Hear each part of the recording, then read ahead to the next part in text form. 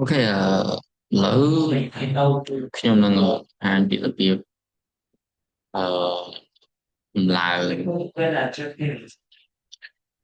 បាទ visual machine ជាមួយនឹង visual box បាទជាមួយ visual box អូខេអញ្ចឹងយើងបន្ទាប់ពីយើង download កម្មវិធីមកហើយបាទបន្ទាប់ពីយើង download កម្មវិធីមកហើយយើង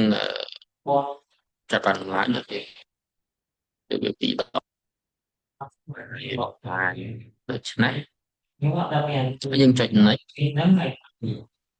ខ្ចប់ next បាទអញ្ចឹងកន្លែងនេះយើងអាចបដូរទីតាំង store ក៏មិនតែខ្ញុំអត់បដូរទេខ្ញុំយក default តែបើគ្នាយើង try គ្នាយើងពេញគឺយើងអាចបដូរដើម្បី install ទៅទៀត next ហើយ yes yes ហើយអានេះយើងអាច tick វាដើម្បីបង្ហាញមួយដាក់នៅលើ start menu នៅ desktop ហើយនឹង view file បាទ head file .ova ឬក៏ .os បាទអញ្ចឹងបន្តមកទៀតយើងលេចមកហើយ install វាតោះមកយើងរងចាំវាបន្តិចទៅ